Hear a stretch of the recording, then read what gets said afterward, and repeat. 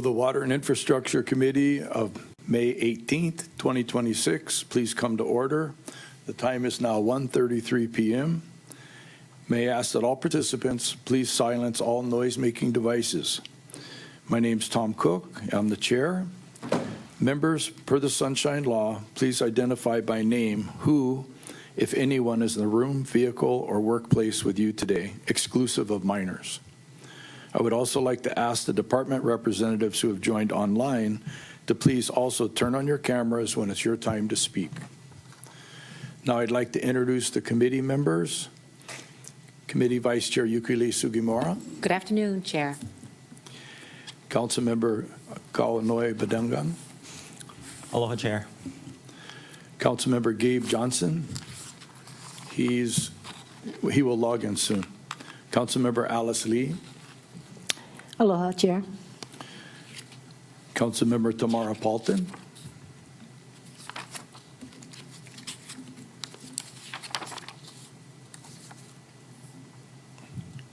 Aloha Winala, streaming live and direct from Halea Nui Nui Skilled Life Care Center. I have with me Mildred H. Potin and their nurse Cheryl. And Councilmember Kiani Rollins Fernandez is excused for now. Councilmember Shane Sinensi. Oh, he was there. Aloha Winala, Chair. Here at my home office, I'm here by myself, and there are no testifiers at the Hana District Office. And Councilmember Noholani U'u Hodgins. I believe she's going to log in a bit. From the administration, we are joined today by representatives from the following departments: Department of Water Supply, Police, Public Works, and Corporation Counsel. From OCS, we're also assisted by our committee staff.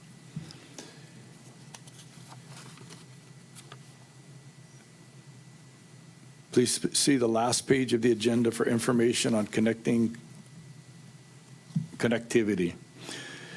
Good afternoon, everyone. We have two items on today's agenda. Y1 Print 9 relates to the discussion on Bill 76, 2026, relating to the water system development fee. Y23 relates to amending Section 1048-040 Maui County Code on parking prohibitions for certain streets and highways. Members, if there are no objections, I would like to take testimony after receiving opening comments on Y19 and Y23. Thank you, members. Let's begin. Members, Y1 Print 9 relates to a discussion on Bill 76, 2026, relating to the water system development fee. Under Rule 7B, the committee intends to receive a presentation from the Department of Water Supply on Bill 76 and to discuss the bill. Bill 76 proposes to restructure the water system development fee by shifting the calculation methodology from meter size to average daily demand. This ensures the fee more accurately reflects a project's actual impact on the county's water source, storage, and transmission infrastructure. The bill introduces the equivalent single dwelling, others ESD, as a standardized unit of measurement and modernizes the terminology by defining the fee as extraction. These updates align with the county code, with the industry standards and current budget ordinances, while ensuring applicants are not charged multiple times for the same impact. Additionally, the proposal provides flexibility by allowing for deferred payments in specific instances to help ease near-term cash flow for developers. Bill 76 passed first reading at the May 15th, 2026 council meeting and is scheduled for second and final reading on June 5th, 2026. At this time, would the department like to introduce themselves and provide any opening comments or presentations? Department. Morning, Chair. Afternoon, Chair. This is John Stuppelbein. I'm just going to turn it over to James, who's in the chamber. James Jensen. Thank you. Okay. So, Let's pause for a minute. I want to introduce and welcome Councilmember Gabe Johnson from Lanai. Thank you, Chair. Good afternoon, everybody. Happy to be here online, alone in my side or in my office. Sorry, a little jet lagged here today. No testifiers at the Lanai District Office, and I'm here and ready to work. Thank you, Chair. Thanks. I'd also like to welcome Councilmember Nohilani U'uhajens. Good afternoon, Chair. Good afternoon, everyone. I'm in my personal vehicle right now, waiting to pick my son up from school.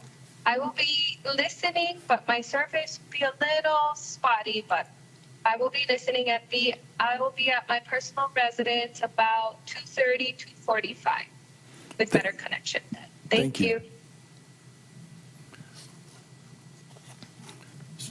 So I interrupted Water Director. I didn't hear what he said. Okay. Good afternoon, Chair. This is John Stuppelbein, Director of Water. I'm just going to turn it over to James Jensen, who's in the chamber, and I'll also be making a presentation when you're ready for that. Thank you. Thank you, sir. So, Mr. Jenkins. Mahalo, Chair, for having us here today. Aloha, members of the committee. We're getting this presentation teed up for us here.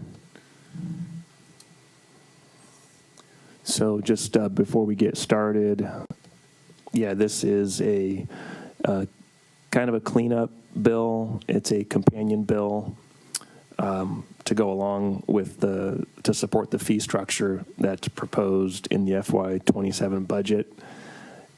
It's also, there's some terminology we're going to introduce that's going to kind of modernize our code and align with what the industry is doing elsewhere. And of course, that realignment of our fee structure that you've seen in the budget ordinance. So here's our presentation. And without further ado, we'll dive right in. So this is just kind of a Bill 76 for Dummies presentation where we've got some snippets of the key provisions that we want to make sure everyone sees and understands. So we'll just dive right in.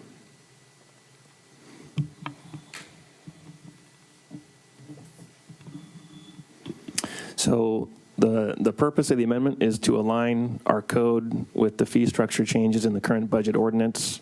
It's primarily driven by the instructions we received from council a little over a year ago to shift to a development impact fee methodology that's based on average daily demand. So this amendment's going to introduce equivalent single dwelling terminology to our code. We're going to adopt some industry standard terminology, and also we use the term rate in our current code for things that are more like fees. So we're just correcting some of those things. And we are adding some consumer protection that was mentioned by Chair in his introduction around making sure folks don't pay a fee multiple times to address the same impact. So definitions. In the definition of water system development fee, the current code calls it a rate, which it's a one-time fee. It's an exaction. So we're just changing that terminology. It's always been pretty clear that we charge it once, but it's better to avoid the term rate. Rates are, as far as our enterprise is concerned, rates are things that can be charged multiple times. They're typically associated with monthly usage and what we call unrestricted funds, whereas development impact fees are restricted funds. We can only spend those funds on certain things. So exaction is a stronger term for a one-time cost. The current code uses the term recover, and this is just kind of cleaning it up the term recover suggests that we're always collecting these fees in arrears, where in reality, sometimes those fees are collected that once sufficient funds are collected, a project could be implemented. So we're replacing the term recover with the term defray. And of course, defray is simply to spread out the cost. And this term this definition just creates a clear connection between the fee itself and the fact that it's for impact caused by development. So the purpose of the code chapter is just to provide clarity that the fee is directly related to mitigation of development impact. It's that same connection of the fee to the mitigation of an impact that will lead on a later slide to the additional language we're adding to the code to make sure folks don't pay that fee again by accident, especially for properties that have been legally connected to the system, maybe years and years and years ago when the fee structure was completely different or maybe non-existent. And then we're introducing terms that represent the three components of the fee, which is additional source, storage, and transmission facilities. Some new definitions, we're bringing in average daily demand and equivalent single dwelling. So we all know about the equivalent single dwelling. We've been talking about it a lot. And the equivalent single dwelling is simply a standard unit of measurement that represents a daily use of 300 gallons. So average daily demand is simply, at face value, it's the amount of water used on average per day, and then the equivalent single dwelling is just a unit of measurement of based on how many gallons a day you're expected to use. So these are just to help complete that shift to the new methodology and fee structure. One key result of this bill is to trivialize the meter size. So with this shift to a focus on daily demand, the purpose of the meter becomes much more simplified. It's just to make sure that we are measuring accurately and sending out bills that reflect the water used and make sure that folks are paying the correct amount. So we're detaching this fee from meter size. So up and down this 14.07.050, we've got the term meter size being replaced with average daily demand. So we're really just driving home that focus.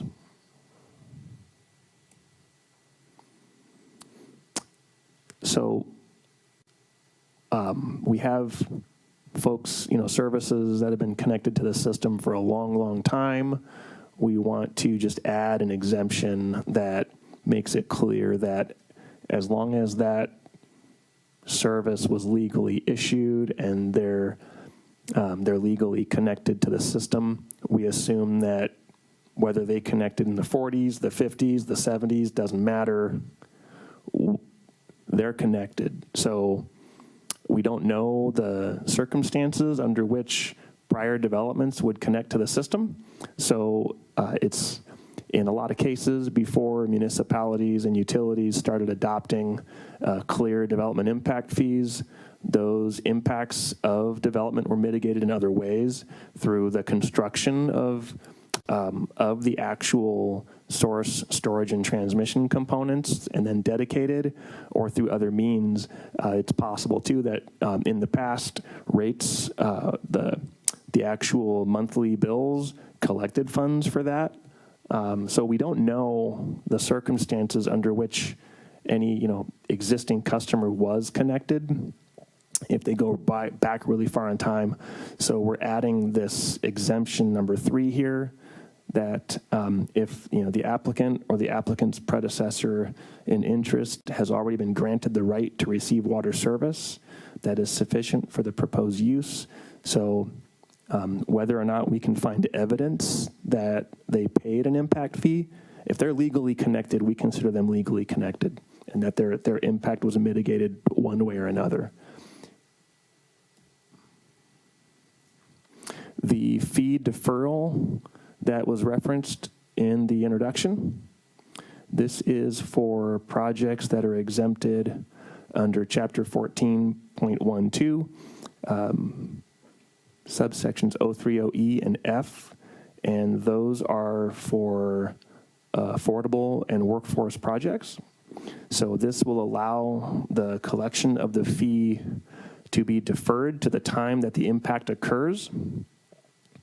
And that's consistent with industry practice. So fee deferral is pretty commonplace, and it just helps those projects navigate their cash flows during construction.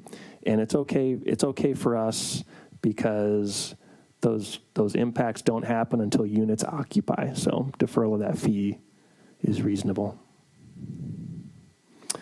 And that's the presentation. Fairly short. We're here to answer questions and support the discussion. Mahalo, Chair. Thank you. Very comprehensive and exciting to hear this, and looking forward to getting it implemented.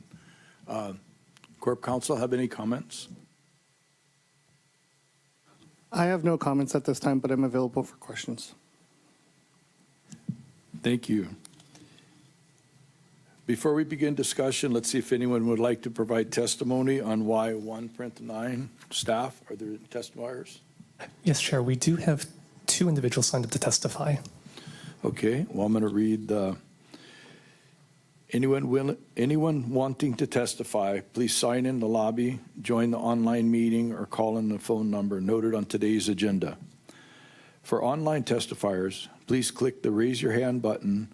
For those calling in, please follow the prompts via *5 to raise and lower your hand and *6 to mute and unmute. Please ensure your name on Microsoft Teams appears as the name you prefer to be referred to, or as anonymous if you wish to testify anonymously. If you are in person, please notify the staff you would like to testify anonymously. Otherwise, please state your name for the record at the beginning of your testimony. Written testimony will continue to be accepted and can be submitted via e-comment at mauicounty.us/agendas. Staff will enable your microphone and video when it is your turn to testify. Oral testimony is limited to 3 minutes per item. If you are still testifying beyond that time, I will kindly ask you to complete your testimony. You can view the meeting on Akaku Channel 53, Facebook Live, or mauicounty.us/agendas. Decorum will be maintained throughout this meeting. Breaching decorum includes anything that disrupts the orderly management of the meeting. Violation of decorum may result in being removed from the meeting. Staff, first testifier. Thank you, Chair. The first individual signed up to testify Chair. is... My mom's roommate came in the room, but it's like a public place because there's no limit on visiting hours. So I don't know their names. That's fine. Thank you, Councilmember.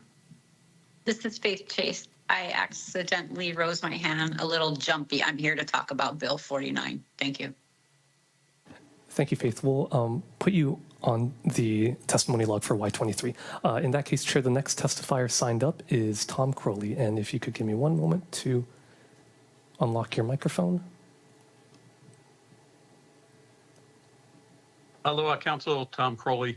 I like what the department has proposed, or what you've already passed with respect to the water development fees. It's not clear to me yet exactly how that's going to translate into what the fee that's actually charged at the time someone is making some construction. I looked at the rates and fees, and I guess it's based on their calculation of what the equivalent house that you're building is, but it's still not clear to me how that compares to what the original fees were, whether you're collecting more money or less money than in the past. But I also would like to see this philosophy applied to water rates. Right now, we're applying to water rates these kind of two different schedules. One schedule for if you have one dwelling, one residential dwelling, or two residential dwellings, and then a different schedule for 3 or more. And I, just as there were problems with the original water development fees and how it wasn't fair to everyone, the new rate structure isn't fair to everyone who has more than one dwelling on their property, has 2 but doesn't have 3. It seems to give a, so I bring this up right now because the department is here and I'd like them thinking about this in the future to come up with a different way of setting rates, kind of based on this same philosophy that we've brought forward here. So again, I hope there's a little more clarity in exactly what the fee will be when someone is building, let's say, one single family dwelling, or when someone might be adding a accessory dwelling to an existing meter. It wasn't clear to me in the presentation exactly how that would be. But thank you for the opportunity to comment. Thank you, Tom. Any clarifying questions for the testifier? Member Paulton?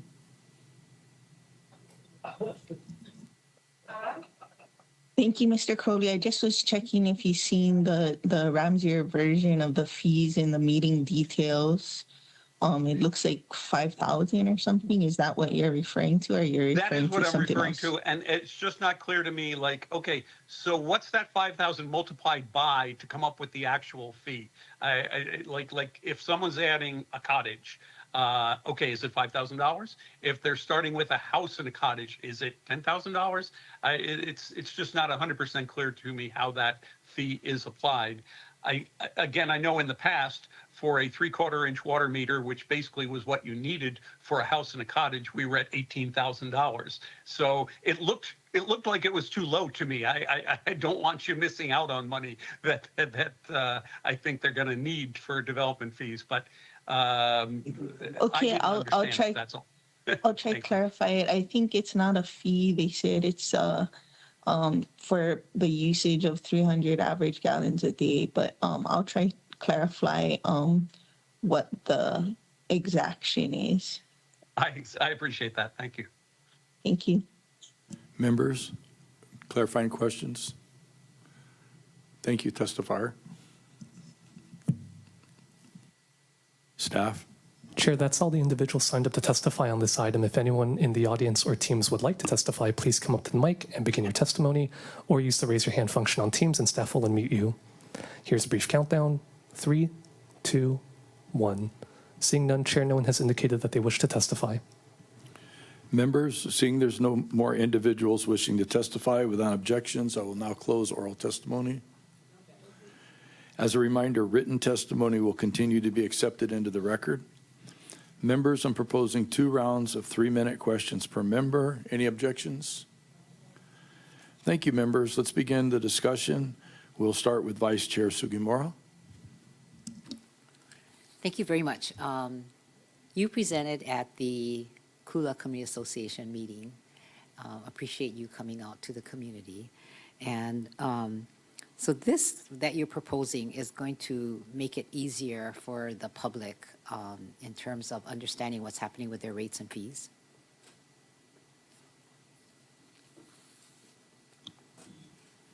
Yeah, thank you for the question.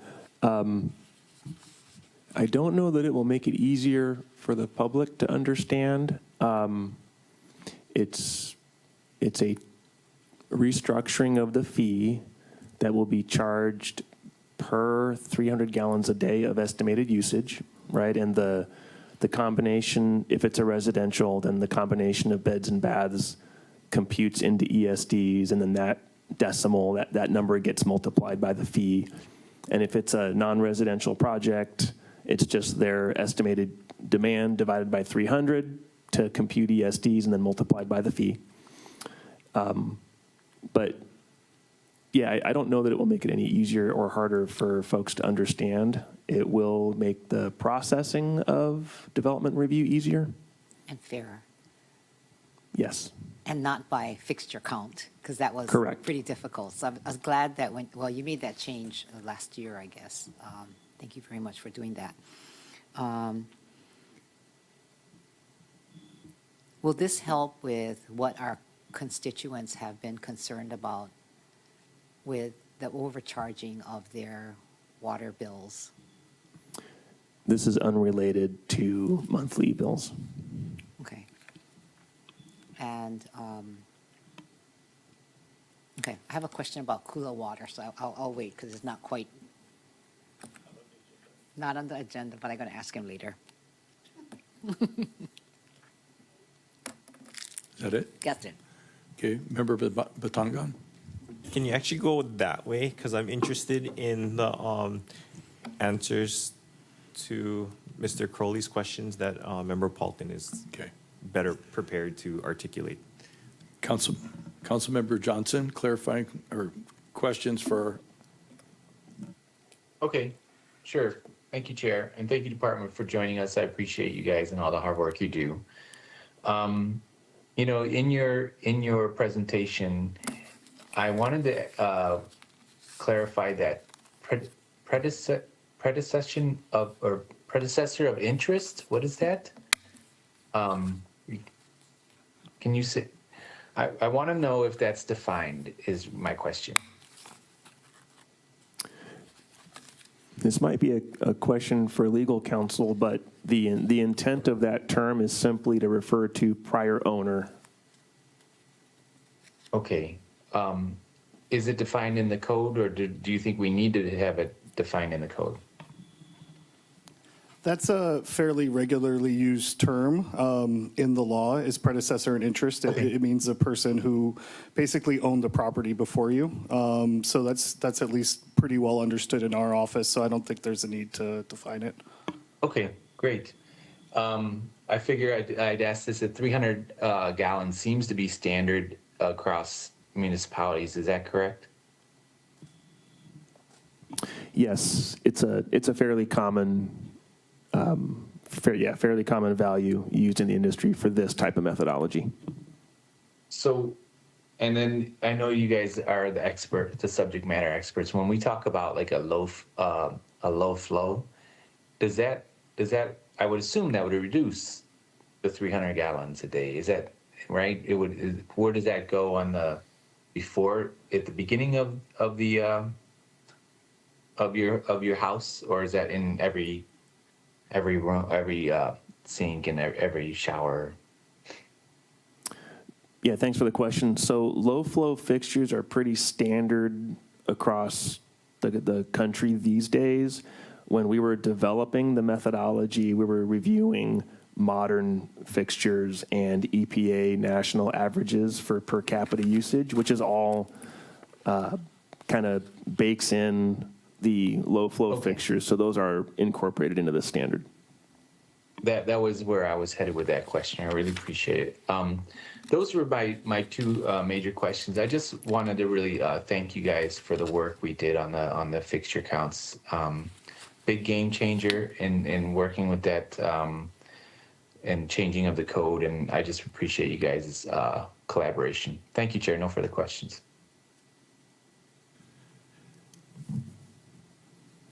Member Paulton, clarifying question. Member Paulton, questions for our resource people. Thank you, Chair. Thank you, Mr. Jensen. To follow up on Mr. Crowley's question, I just was wondering, I'm looking at the Ramsier version of the bill, and it seems like to me what was happening was everything that wasn't a single-family dwelling was subsidizing single-family dwellings, because on the bottom portion, on a 5/8 inch, the source was $31, the transmission $389, and the storage was $11 for a 5/8 inch. But for non-single family dwellings, single family and accessory dwellings, it was 5,789 for source, 3,859 for transmission, and 2,412 for storage.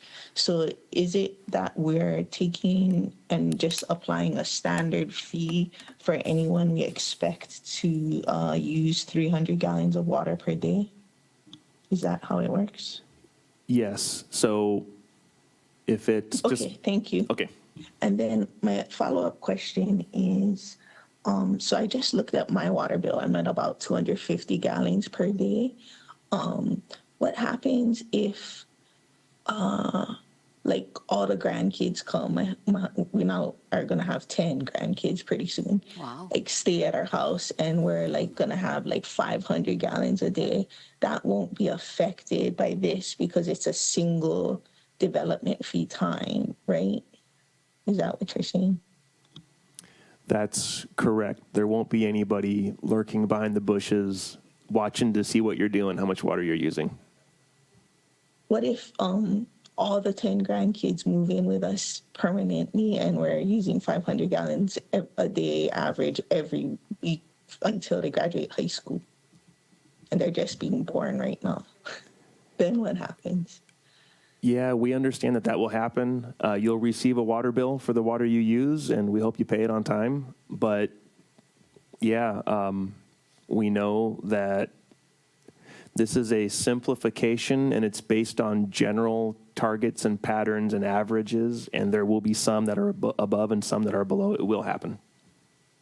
Will there be a time when you ground truth the numbers? Like, I mean, for me right now, there's about 5 or so people showering daily at our house. And so it's true, a little less than 300 gallons a day. Will there be a time when you check back in that 300 gallons is the average EST?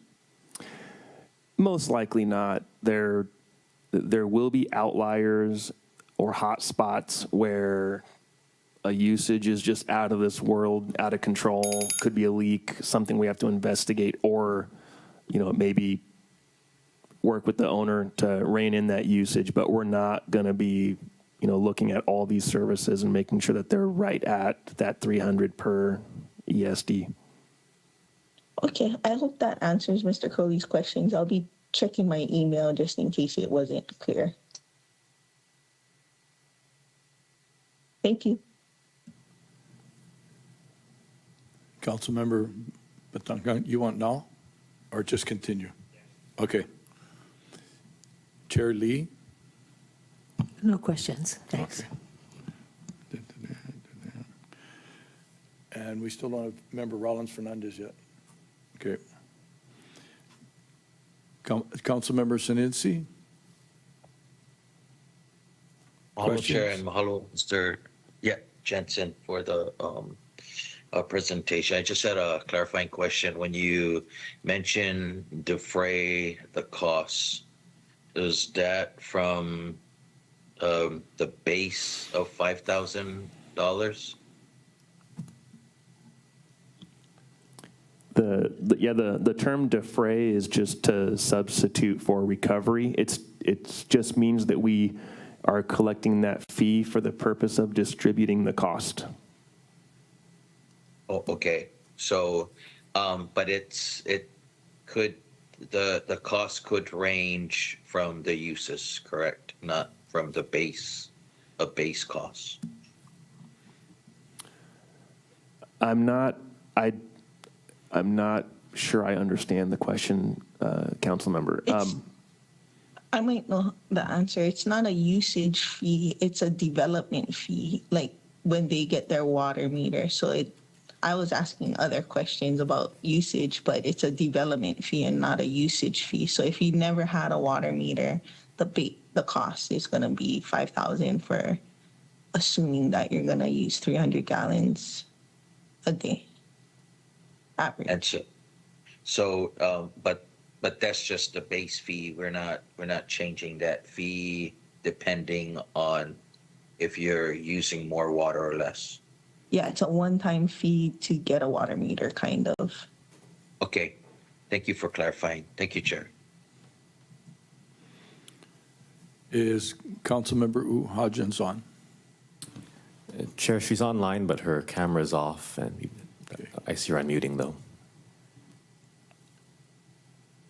Does she have any questions? I can't see. Sorry, Councilmember Hodgins, we can see you're online, but it's very difficult to hear. The volume is very low. She warned me that it was poor reception, so let me know if she raises her hand and we can go back to her. So my question, sort of to clarify this, if someone's going to build a 100-unit apartment building, their meter fee is going to be based on how many ESDs is expected? That is correct. Plus their estimated outdoor usage. So the 5,000, is that a baseline for a regular residential type meter? I mean, that's somewhat the confusion. So it could range from X to Y. Could you give somewhat of an example of what it would be for an average residence, a single family, and then what it would be for a large commercial unit? Yeah, so the fee structure does not discriminate on the end use of the water, right? So whatever the cost is to develop the source, storage, and transmission for a certain amount of demand on the system doesn't look to know how that water is being used. So if it's a 4-bed, 2-bath home that computes to be one ESD, they'll pay the $5,500 or whatever it is. It'll be 55 times the 1.0 ESDs. If they're like an AutoZone or a parts house or something, and they're going to use 300 gallons a day, then that is also one ESD. They would pay the same fee.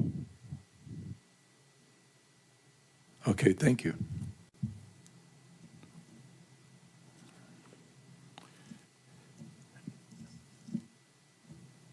Member Batongan, are you ready? Thank you, Chair. Yes, and I appreciate your patience. I think I was confused in the same way Member Senenci was after the line of questioning went from the single impact fee to usage fees.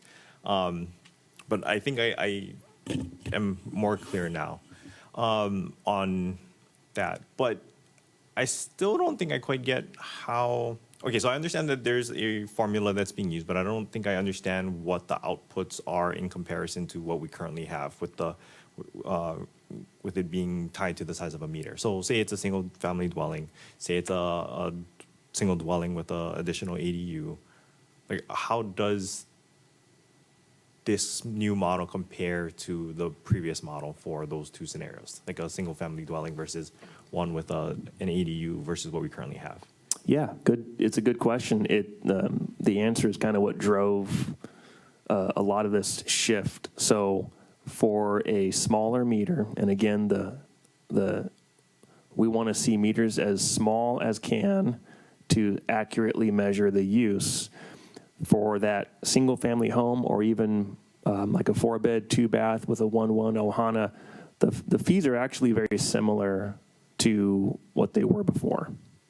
It's those large meters where the cost of the source, storage, and transmission for that demand kind of gets detethered. So a prime example is a irrigation meter. And this doesn't happen very often, but say an irrigation meter that uses 9,000 gallons a day and it's a 5/8 meter, right? You can run that irrigation at a low rate all day, and you can use 9,000 gallons a day. Under the old system, you're going to pay $12,000 for that meter, which is not commensurate with the daily usage. So under the new methodology, that 9,000, provided the applicant is honest with their projected usage, we would say take the 9,000, divide by 300, that's 30 ESDs, times 5,500. their fee would be $165,000. And does the department have any mechanism to check the trustworthy? I mean, are you completely reliant on the trustworthiness of the applicant, or is there some kind of independent verification mechanism in the review process? Yeah, so in the case of the irrigation example, right, we would be looking at their landscape architect's drawings, the way they've zoned their system, the water demands that they're assigning to each different kind of zone of their landscaping. So yeah, there's pretty standard methodology for reviewing and kind of confirming the adequacy of those irrigation usage calculations. When it comes to non-residential uses like restaurants, retail, office, we'll be using our standards, which is a certain amount of a certain gallon per day usage per 1,000 square feet, and that's just for the different use types. And then that's really what we have to go with, and then we'll convert that to the daily usage and a fee. Thank you. Thank you, Chair. Thank you. Second round. Member Sugimura. So I appreciate Director Stufflebean sending me a text answering my question. He says, no one is being overcharged if their bill is temporarily higher than their usage during an estimated period. It is adjusted when we get an actual meter read. And we adjust to make sure they get the full benefit of the tiers if needed. Thank you, Director. James, you have something else to add? No, I think that covers it. Thank you. Thank you. Thank you, Director. Appreciate you. That's pretty cool, huh? Do you have any further questions? No. Okay. That's pretty cool. Councilmember Paulton, I see your hand up. Thank you, Chair. I guess, knowing that we're in a housing crisis, I understand treating everybody that requests a water meter fairly. I just was wondering how this would, how it would work about 2.97 or like the deferral of fees for low-income housing or affordable or workforce housing. Is that what you had already worked with Mr. Mitchell on, as you defer it until they start to use it, and then the Affordable Housing Fund can come in and pay the fee waivers to the water department? Is that what had happened? Because, I mean, it's going, I don't feel like luxury homes, second homes, STRs, B&B should pay $400 for their water meter, but $400 to $5,400 is a big jump. And I understand, everybody has to pay their fair share. But in taxes, we shift the burden to those that aren't necessary. Like people that live here need water to live. If you're vacationing here, that's a choice. I mean, I guess economic development, you need commercial, but is there a mechanism where we can waive the fees for affordable workforce housing and have a different source, like people whose job it is to create more housing, pay the fee or exaction, defray the exaction or whatever, for the housing that we desperately need? Did you guys already work that out, or is that a housing question? Mr. Jensen. So when it comes to typically speaking, regardless of the use, the developer will pay the fee. In the case of the affordable and workforce projects, we have seen instances where the housing fund came in and paid the fee on behalf of the project. So we would expect that dynamic to remain, but still leveraging the deferral mechanism to kick that can down the road a little bit. If that means it makes it a little easier cash flow wise for the housing fund than the developer, then we want to see that made easier for those folks too. So you're assuming that the homeowner is not paying the fee; it's the developer. Correct. Just prior to sale, and you don't think that they're gonna pass on that fee because $5,000 is not that much to them. yes, I would expect it to be passed on. Okay. And for what you were saying to Mr. Batangan, you're still gonna not just take their word for it. You're gonna review the plans and everything. And if it doesn't make sense, like you have 20-acre landscaping and they're like, oh, we assume we're gonna use 300 gallons a day. You're gonna be like, you did your math wrong and kick it back. And then it's gonna take longer and be more expensive to them because they lied and you caught it. Absolutely. So the plans that we see, the landscape drawings are pretty detailed, and the landscape architects are already pretty good at doing those calculations. What we've seen so far, yeah, it's pretty reasonable. If we see something completely out of left field, we do reserve our right to ask them to try again. Yes. Thank you. Member Johnson, I see your hand up. Thank you, Chair. This question might be for Corporation Counsel, but Mr. Jensen, I'm going to direct it to you. I'm not sure how to proceed, but do you, in a new system like this, do you expect challenges? Do you think some folks are going to be pushing against this? And then is there a way for them to disagree? And how does that work? Is there a system for that? That is a good question. I'll start by saying that we've never had pushback when applying our standards for the non-residential uses. We haven't had pushback against the standard assumptions of 600 gallons a day for a single-family home or 560 gallons a day for a multifamily dwelling. This new methodology, especially for multifamily, opens the door to actually driving down that average usage per unit, especially the new system will say that a one bed, one bath would use like 150 gallons a day. So through the vetting process and kind of developing this methodology, we spoke with consultants, developers, other people in the industry to make sure we were on the right track. We haven't had pushback yet.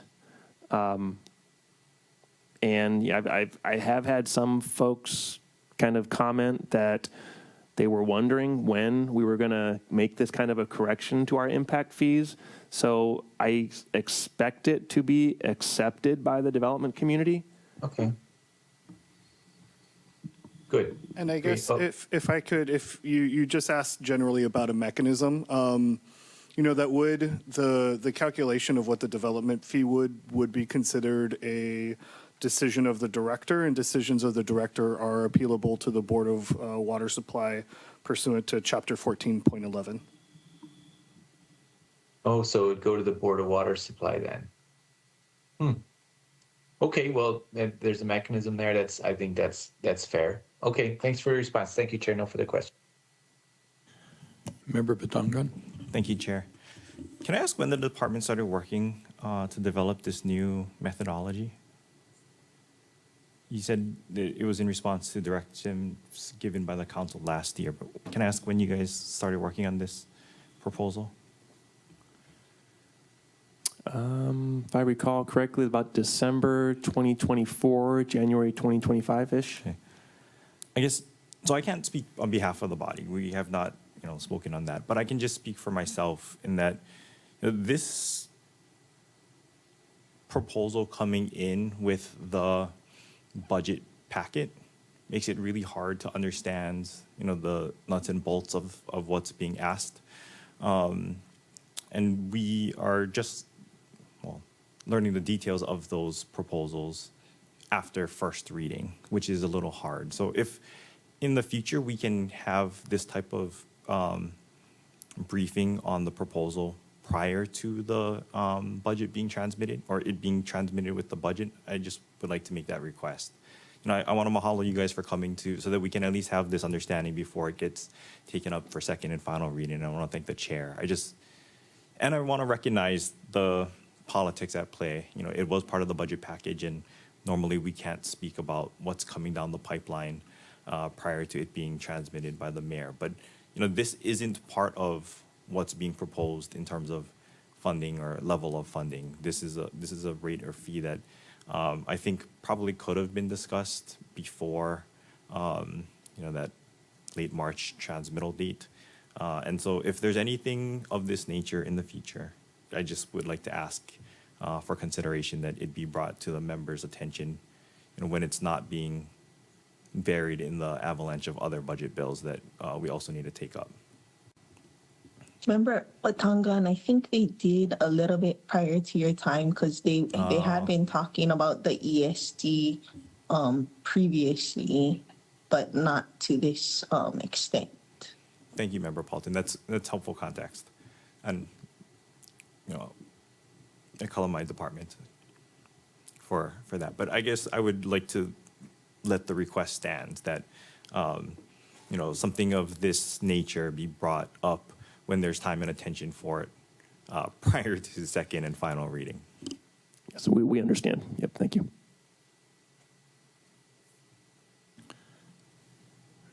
Councilmember Senensi, do you have a second question?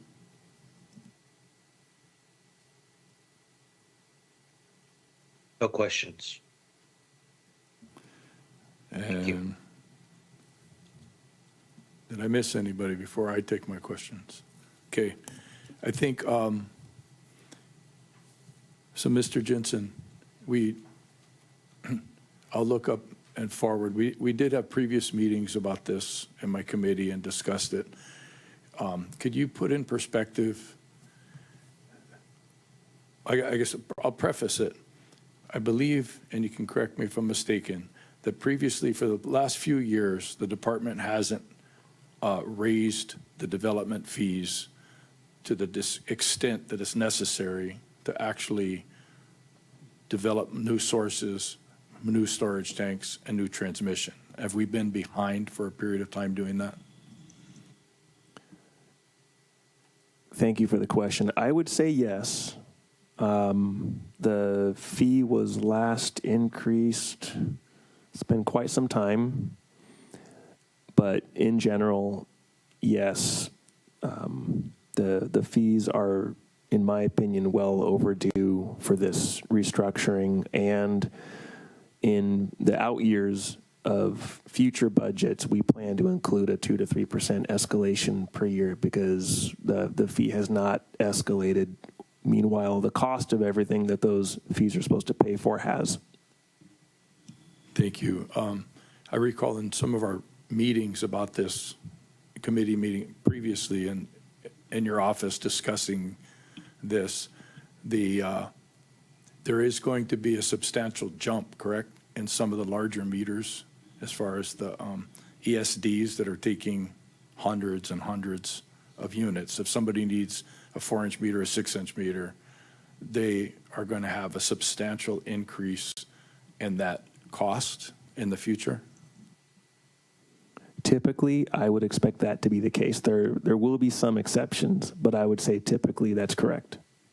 And I just want to relate to the committee, to everybody, that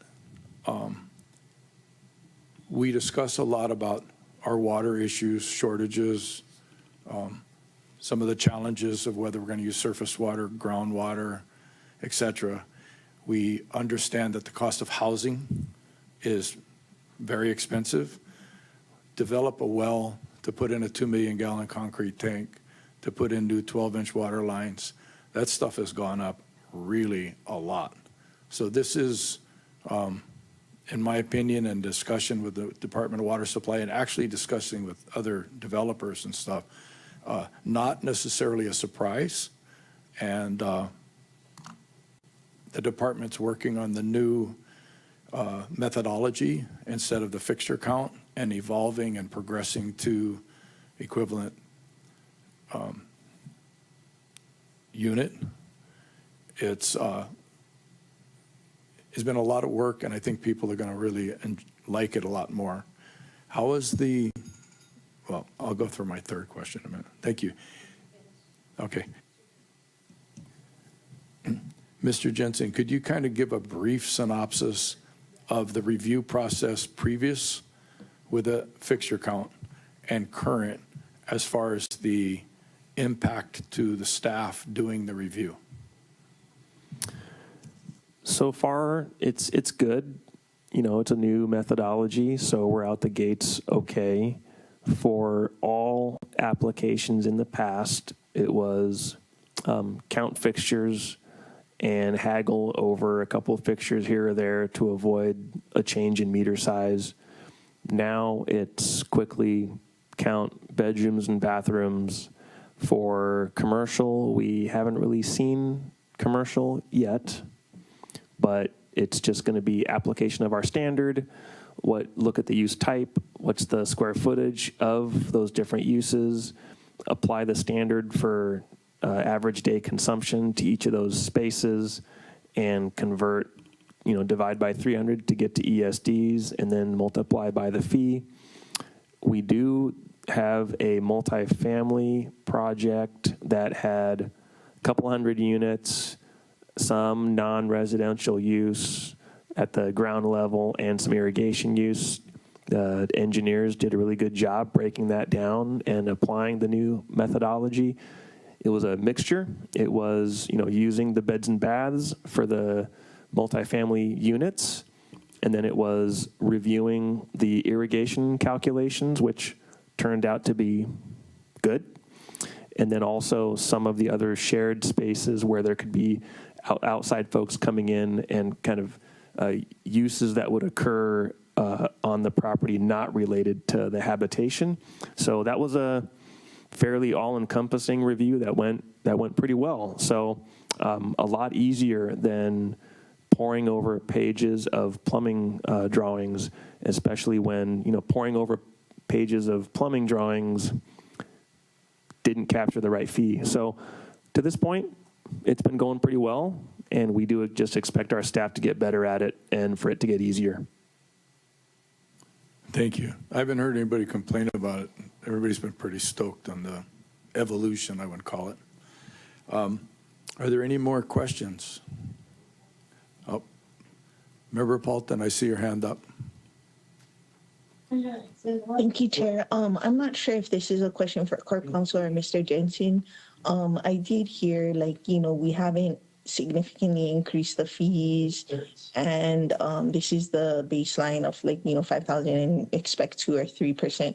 And just clarifying, that wasn't fees. You're talking about this exaction, this one-time development fee may increase 2 to 3% over the next few years. Is that what you were saying? So the department actually wanted this fee to be more this year. So what we did, because it was just to avoid sticker shock, we are phasing this fee in over the next 3 years. But once the fee is, the few subsequent years, we will add that 2 to 3% for inflation, and that's just to this development fee, just to this one-time exaction. So I guess the question that maybe Corp Counsel or maybe you, is it possible that when we raise it 2 to 3% next year or the following years, that we keep it where it is for residential and instead raise it 6% in non-residential instead? Would that be legal, or would that be not what you want to do? Because that's a little bit what we do with property taxes already, and it seems that was the previous methodology to transfer the water development fee or exaction to non-residential. So if we could transfer the increase to offset for residential, is that a possibility? So that's a good question. I'll take my first stab at it, and then I'll let legal counsel have their stab. So, yeah, I think we feel like this conversation will come. Step one was restructure the fee. And just for this initial rollout, we did not try to differentiate between the different uses, which would have led to a much longer table of different fees. So we wanted to roll out something simple to get us started. I believe the way the code is written, we would have space for that fee to vary by use, but I will hand over to Caleb for his thoughts on that. That's a towel. So I don't see a problem with doing that necessarily. I don't know how feasible it actually is though, because if you recall, this is going to be a one-time fee right at the beginning, right? So it's done when the development is first done, and use can change over time. And you know, there wouldn't really be a mechanism for us to go back based on the new change in use, unlike taxes, right, where they update us on what their use is going to be. Unlike their actual rate fee for the water that they're getting, guess, we actually do, yeah. I was talking more towards like zoning, like the Ramsier version. It looks like residential single family or accessory dwellings were charged a nominal fee of like 400 or something, whereas all others based on meter size were charged like up to $1 million or something like that.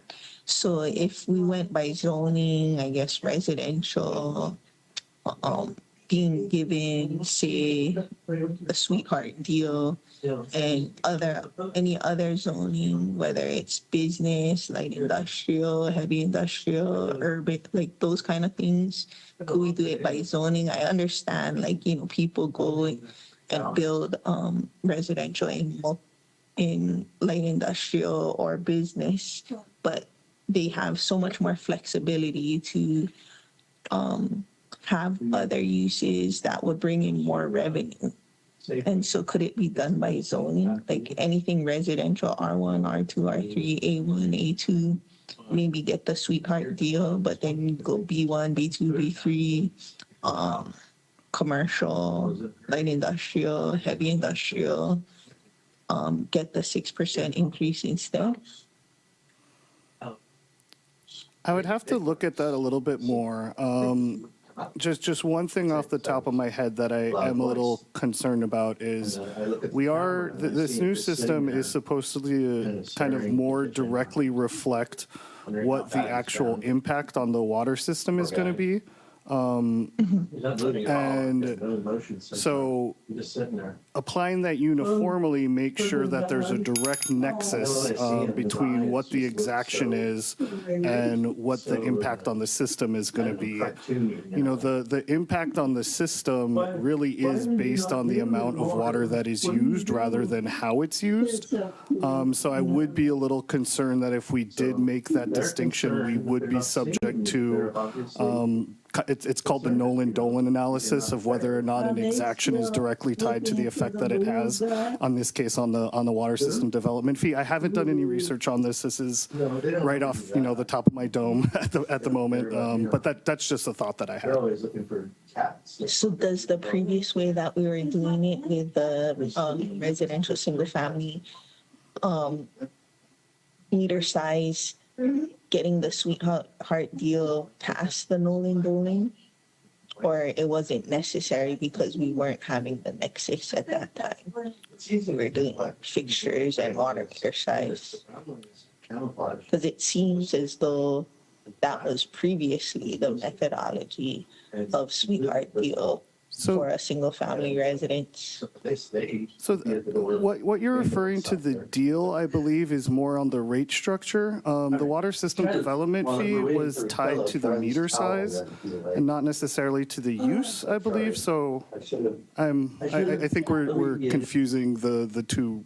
You know, there's a water system development fee and there's the water rates per gallon. And so that distinction existed for the rates per gallon. It did not exist for the water system development fee. That was solely based on meter size. Are you sure when I was looking at the Ramsier below, it said source, transmission, storage on the bottom portion, that's X'd out or not used. So you're saying those are that bottom where it's like 389 is in reference to rates and not the development exaction. Sorry, I see what you're saying. So that was based on purchasing additional fixtures. The fixture count was kind of the specific thing that the legislation that was proposed by Member Johnson specifically told us to get rid of. So that's why that was taken out. But yeah, that was the only place that distinction was made. It wasn't in the general water system development fee. Oh, okay, thank you. So I misunderstood. Yeah, and I can add just one quick clarification. So that 389 is the cost per additional fixture for someone served by a 5/8 meter. So they would have paid the $12,000 to get their initial connection. So the $12,000 for the 5/8 was their impact fee. The 389 per additional fixture is the impact fee for each additional fixture. So those are both impact fees, but one of them is for the original meter, and then the other is for each additional fixture under the old system. Okay, I totally misunderstood. So then I see what they're saying. This is, and it'll have to increase because it's cheaper than the smallest meter size. Got it. Thank you. Thank you, members. Are there any other questions? If not, I'm going to, no objections. The chair would like to defer this item. Okay. Thank you, members. So I'd like to move on to Bill 49, amending Section 10.48 Maui County Code on parking prohibitions for certain streets and highways. I'd like to invite Member Batangan to make a opening remarks, because it's your item. Well, thank you, Chair, for the opportunity to speak and for scheduling this bill. So this bill, Bill 49, 2026, started with Councilmember Kama back in January of 2025. Two business areas in Kahului were experiencing issues with overnight parking that was unrelated to the adjoining businesses. They approached Councilmember Kama to address the overnight parking on county roads that was resulting in negative impacts on adjacent private properties.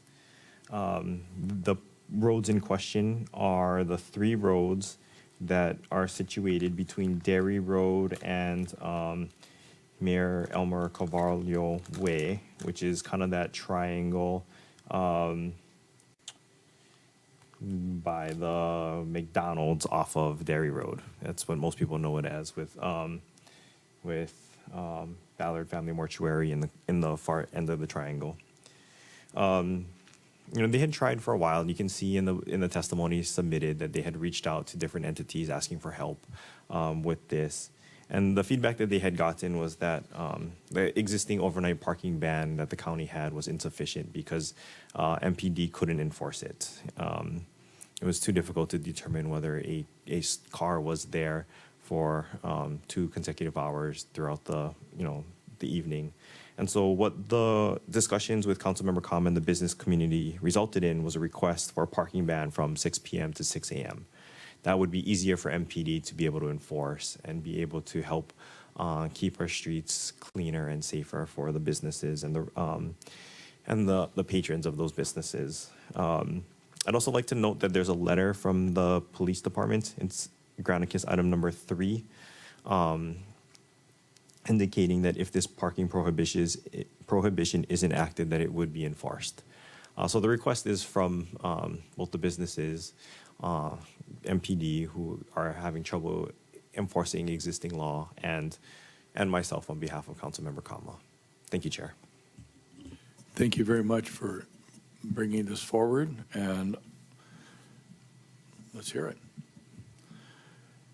So members, Y23 relates to Bill 49, 2026, which establishes overnight parking prohibitions on Lehua Kona, Alamakani, and Ohekani streets in Kahului to ensure these thoroughfares remain clear and safe for the community.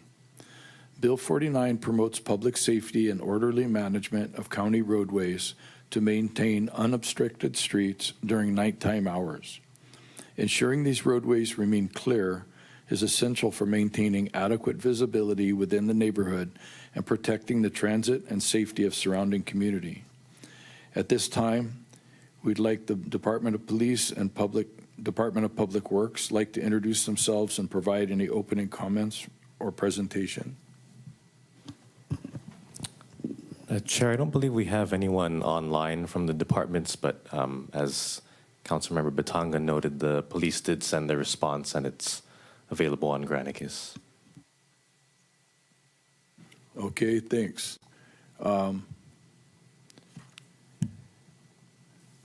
Corp Counsel, do you have any opening remarks regarding this? I do not. Thank you, Chair. Okay.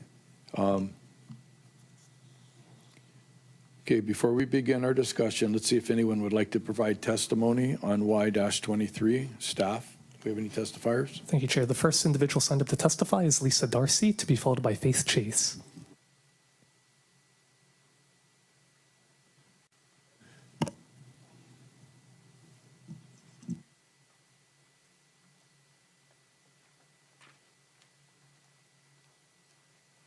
Thank you, Chair, and good Welcome. afternoon. My name is Lisa Darcy, and I am the founder of Share Your Mana. I am here today to testify on Bill 49, and I am asking for this to be paused.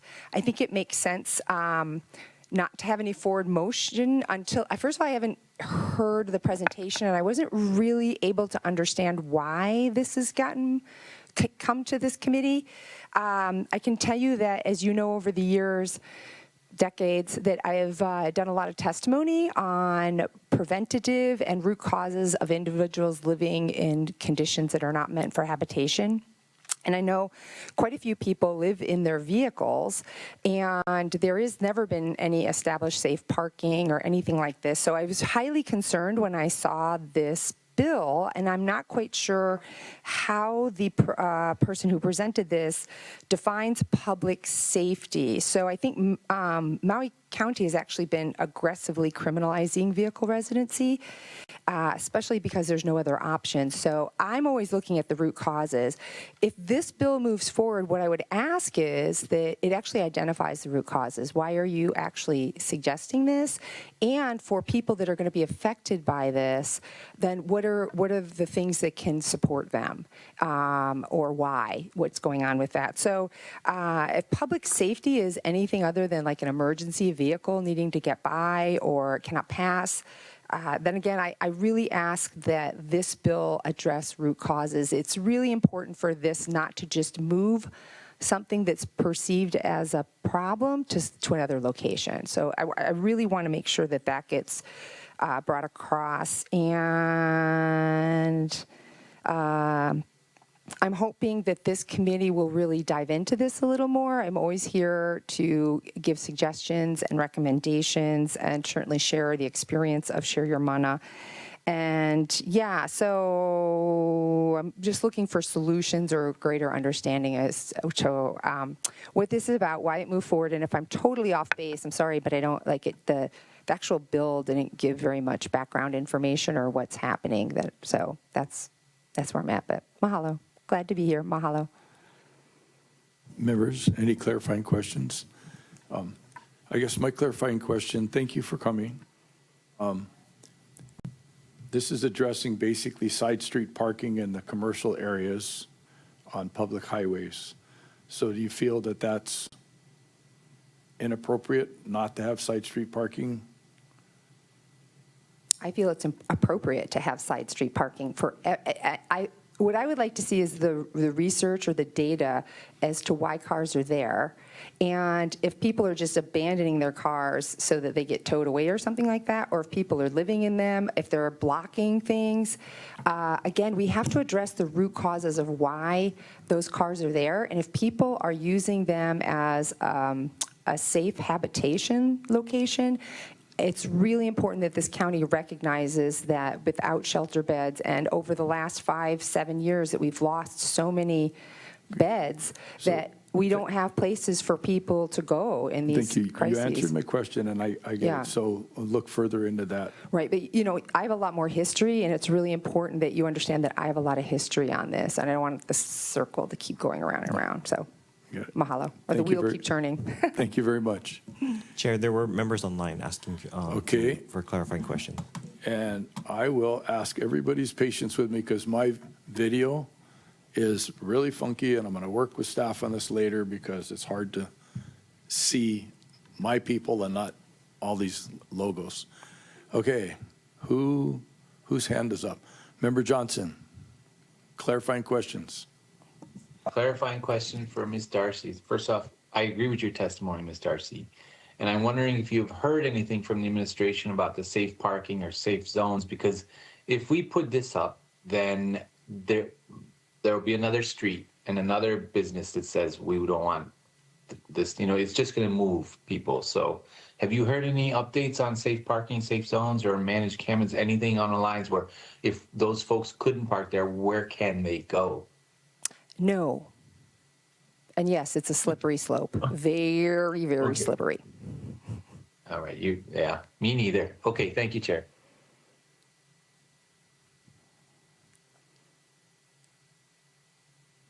Thank you, Member Johnson.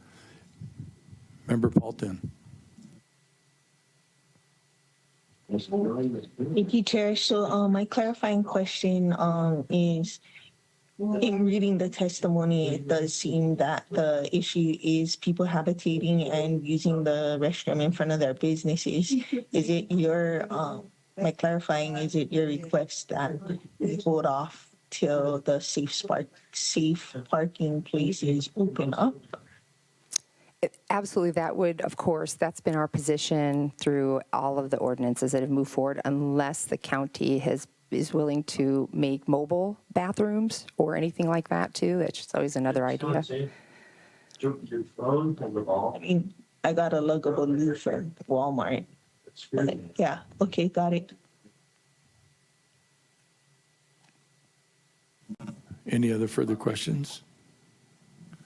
Thank you very much. Mahalo plenty. Staff, next testifier. Thank you, Chair. The next individual signed up to testify is Faith Chase. And if you could give me one moment to unmute her mic.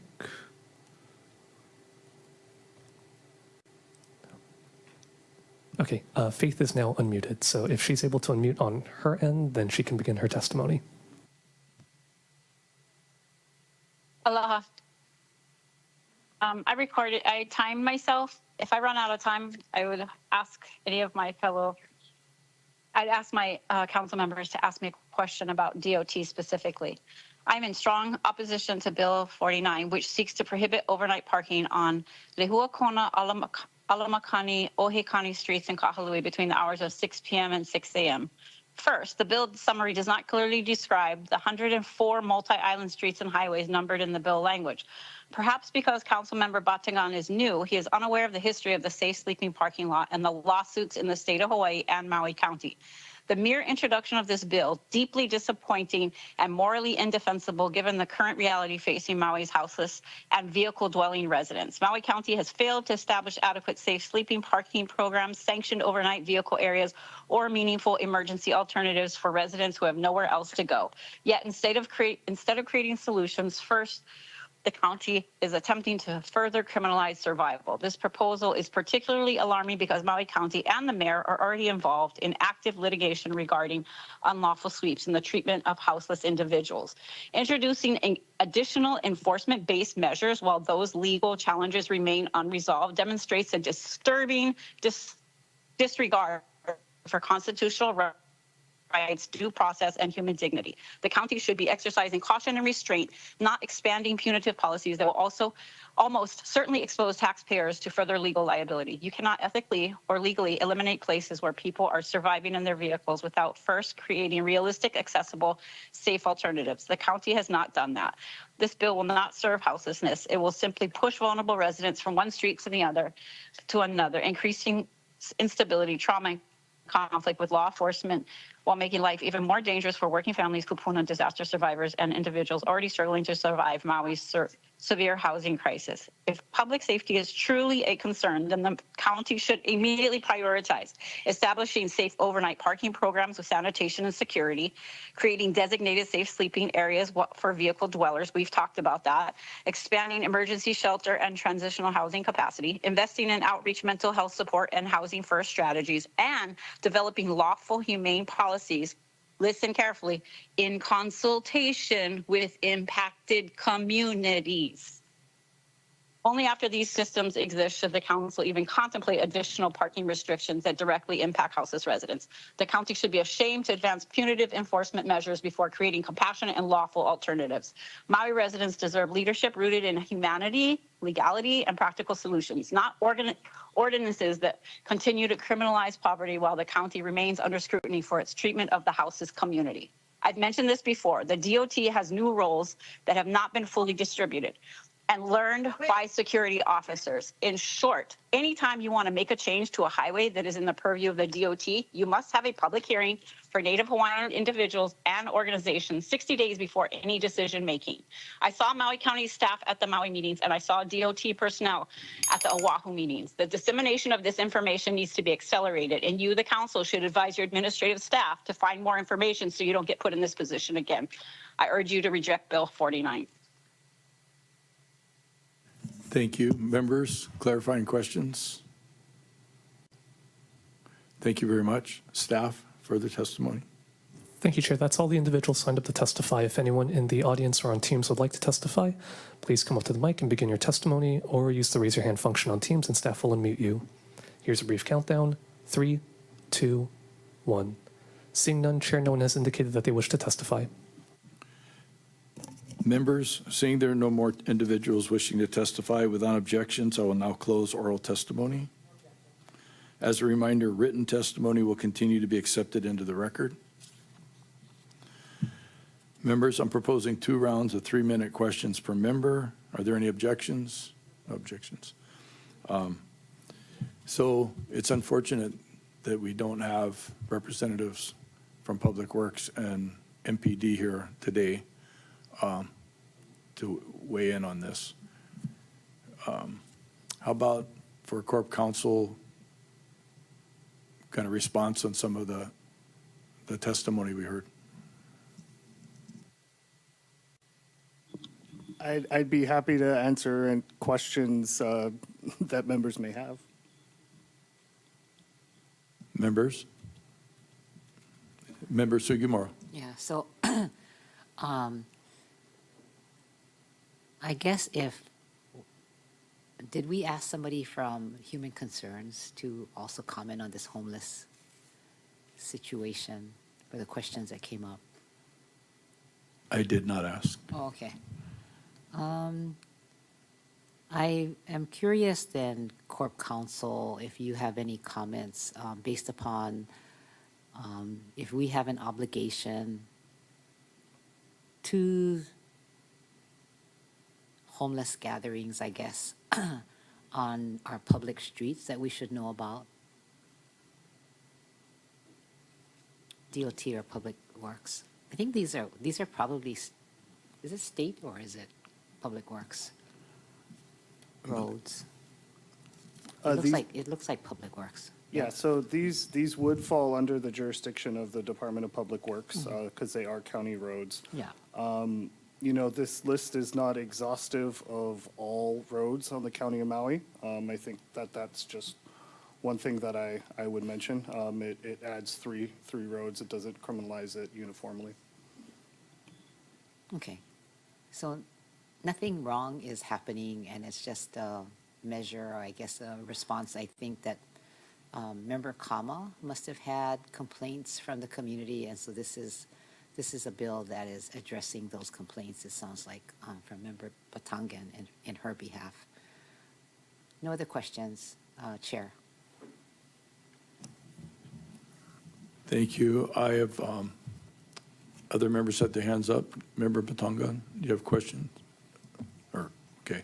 I don't have a question, but I'm happy to speak. I'm also happy to defer since I was given the first opportunity to speak and then let the other members have their their round first. Okay.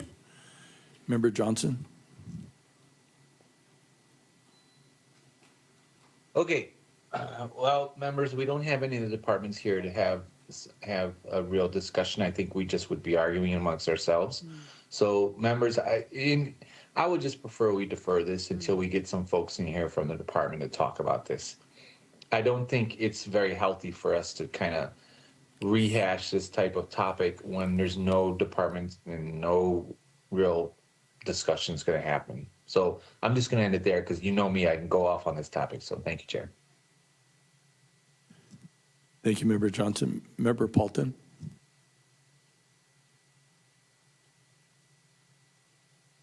Thank you. I have request also to defer, and I would request that when it brings up again that we do have someone from the Human Concerns, from someone from management, someone from police to be here. My issue, I don't know who wrote this for Member Batangan, but generally speaking, when we introduce a bill, we go through the entirety of the bill to make sure that everything is up to date. And even if I agreed with no parking on these 3 streets in advance of another solution, it's a flawed legislation. Who knows where Old Pioneer Mill Company's clubhouse is in our police department? Who knows where Old Collins Park is? Who knows where the Old Wong store is? Who knows where Old Lahaina Broiler is? You know, usually when we go in and we amend the bill, we go through the entirety of the bill and we make sure it's all up to date. In the Lahaina district, many of the places don't exist anymore. And it's not consistent. Like sometimes you say east side, sometimes you say west side, sometimes you say Ka'anapali side. And I think all of that needs to be picked up before, or cleaned up before we pass anything. I did put in a PAF today, or, you know, I spoke to Mr. Ratz over the weekend about it, but my mom was getting discharged from the hospital to come to this skilled nursing facility, and I didn't have time to do an intake. Even if I had time to do an intake, how's the analyst supposed to find out the address of the Old Lahaina Broiler or where Old Pioneer Mill Company's clubhouse is? I don't know where Old Collins Park is, you know?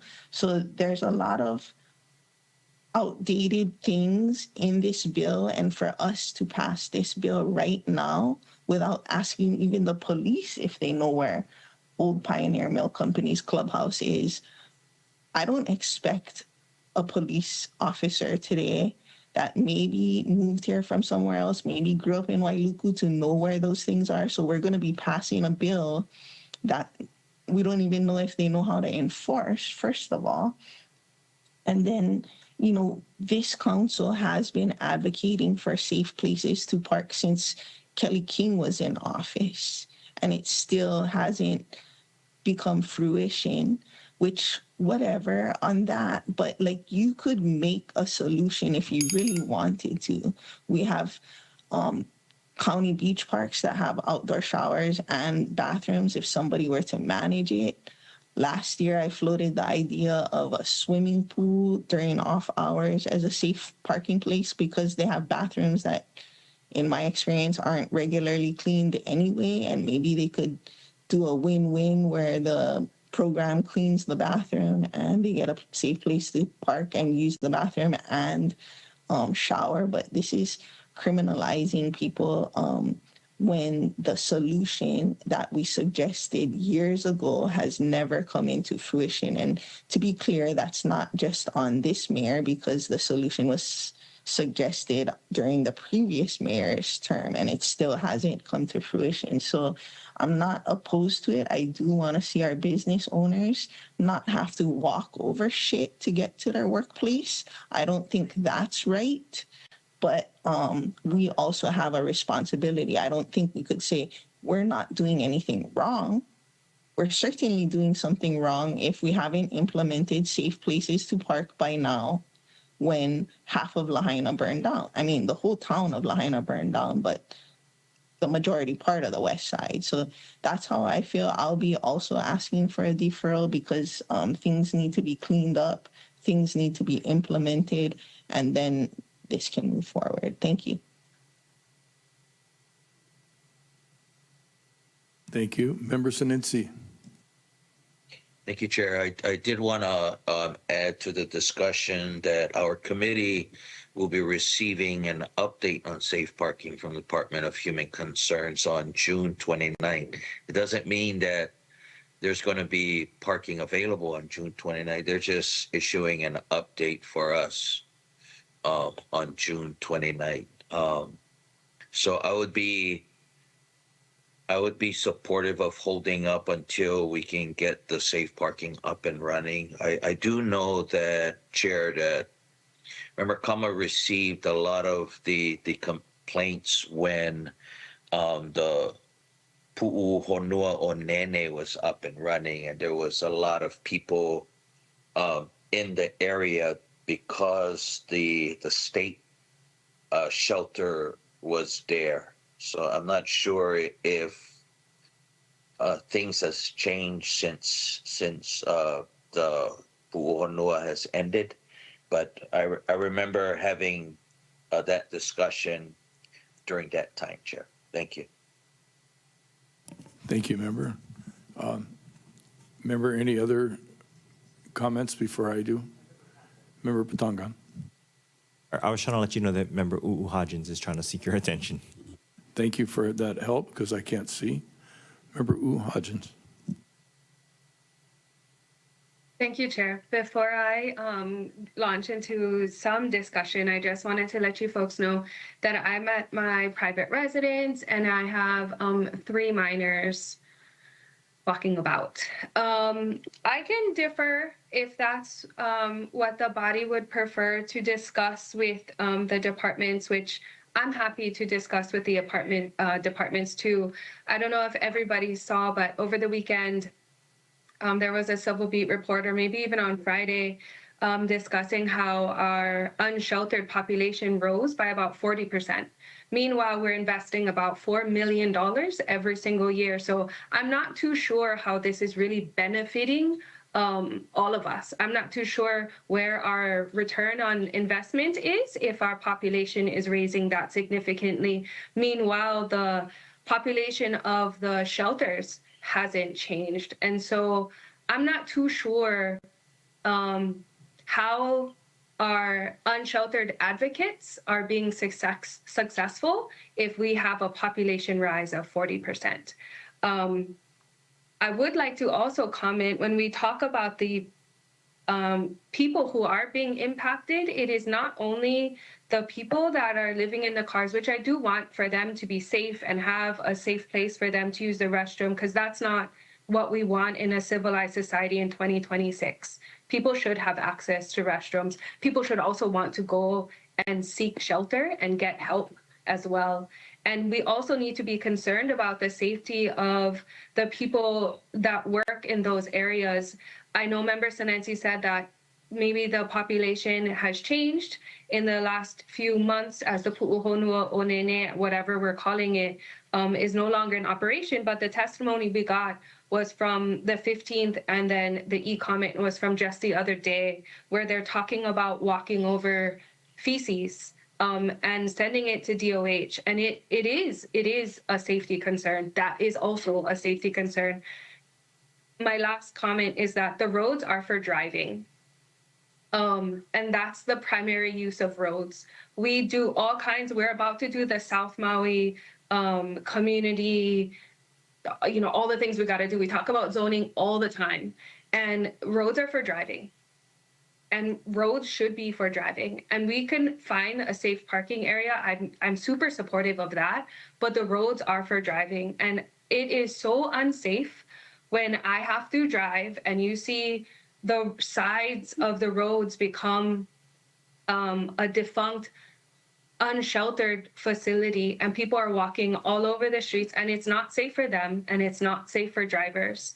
Considering we do zoning all the time, if somebody was to have a residential zoned property and they wanted to do something outside of residential use, they would need a special permit. That is what we make other people do when we're asking people to follow the law. And so when you're having an encampment on the side of the streets everywhere, that's not what we ask everybody else to do. We were just talking about housing and how this is going to work and how this works with housing in our previous discussion. So let's keep it consistent. I want them to be safe. I want the businesses to be safe. I wanted our drivers to be safe. And I want the roads to be used for what the roads are supposed to be used for. But I'm happy to defer. I just wanted to get my point across. And I'm hopeful that we will have departments come and help our discussion along. And I do think it also should be cleaned up a little bit because I saw all the things that I was like, oh, I wonder where that is too. But anyways, thank you, Chair, and nice to see all you folks now that I can be sat and listen to you folks talk. Thank you. Thank you, member. Okay. Chair's comment. I'm really glad. Okay, we hear this in committee for a reason, and I'm really glad that we're doing it. I echo what Member Hodges is saying. I personally have been advocating in my community for a place for people to go. I've talked with the administration about a wraparound on-house center, a place to actually, so that when security at Kalama Park saying you can't be here, and they say, where can I go? It's not only appropriate, but it's necessary to be able to tell them where they can go and that it's okay and it's safe.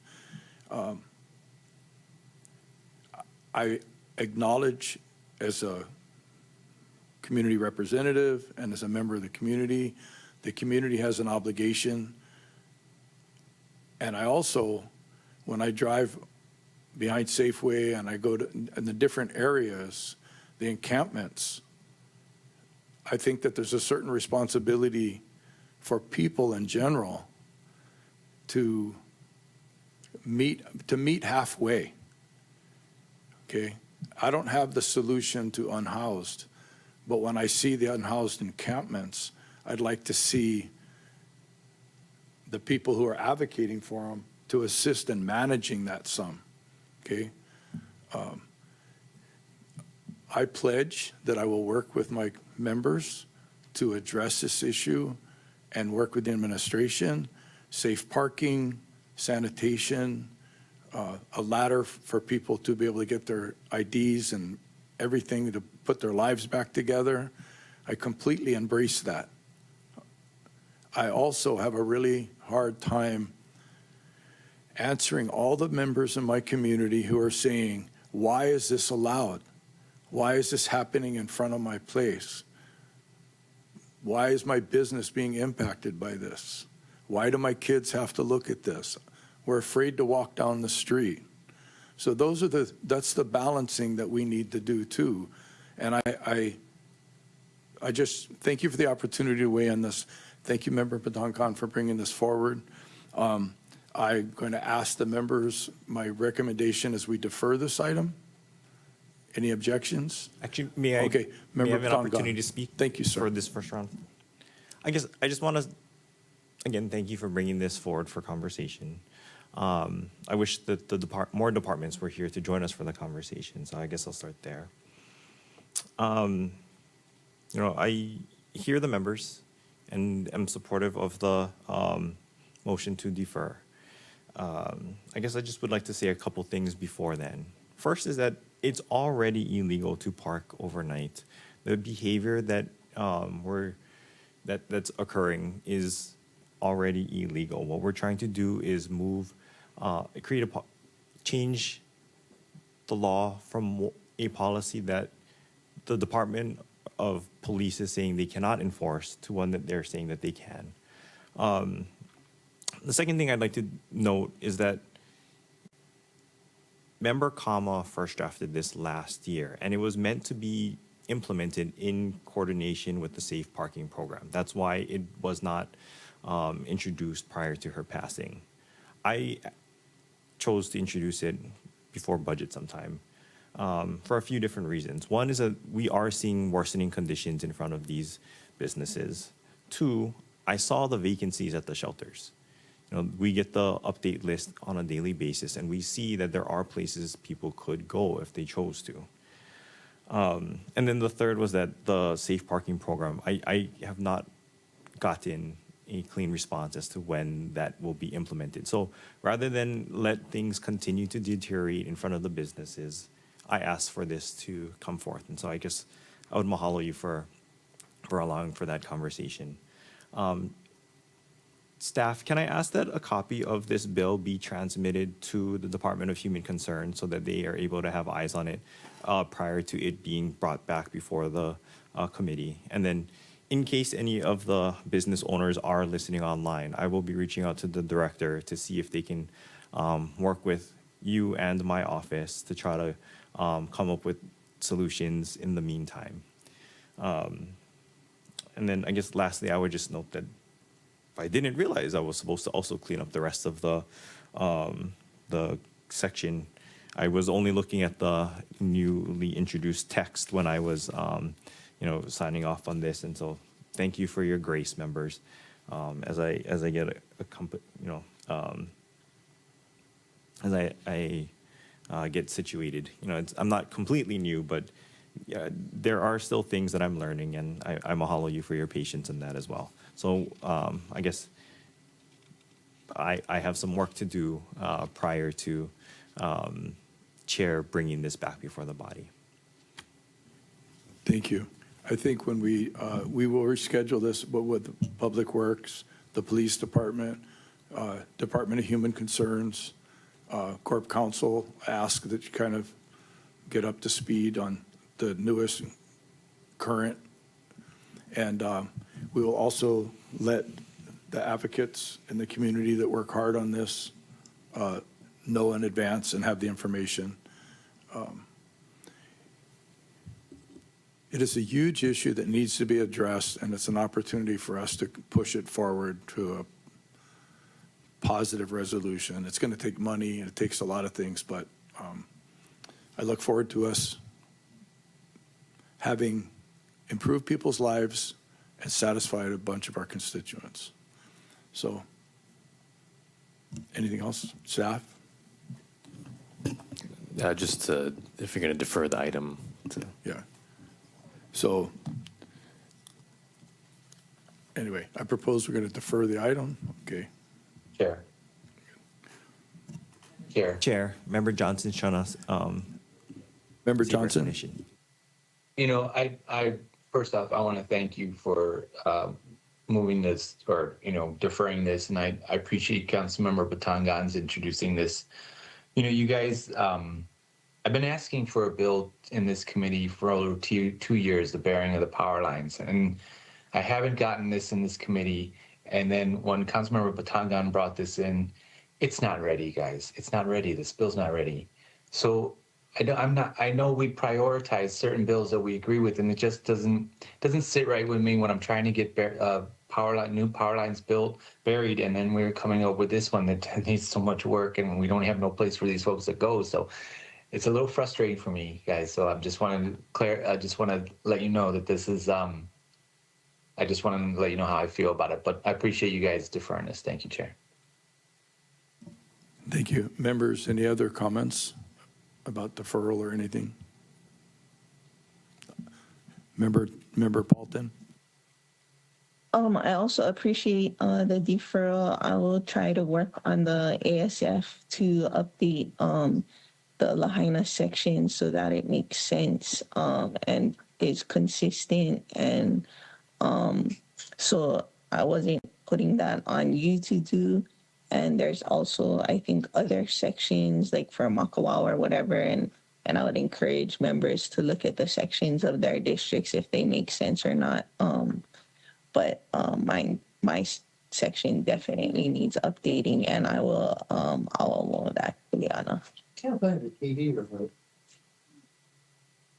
Thank you very much, Member Paulton. I don't know if you looked through the rest of the Kahului areas, if it makes sense or not as well. Because, I mean, like, you figure we're voting on this bill as though we agree with everything written in it. And so I think it does make sense that it's up to date, because the date that we vote on it is going to be shown. And so that's all I'm saying. It's an opportunity to dig deep and work on it. I get a lot of complaints from business owners in the industrial areas where people don't live, but people park, and that they have a hard time parking their equipment, et cetera. So the impact, we really need to work on this in our community to benefit everybody, but to acknowledge the businesses do have a need and a right, as well as the people. So with no objection, members, this concludes today's water and infrastructure meeting. Thank you, everyone, for being here and for a very dynamic. No objection to deferral. Yeah, I think you gotta actually take a Okay. motion to defer. Can I have a motion to deferral? So moved by Member objection. Sugimura, seconded by Member Badongan. Okay. All in favor?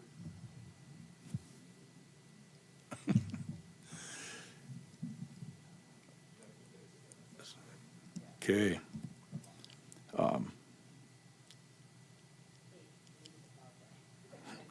The time is now 3:18, and this meeting is now adjourned.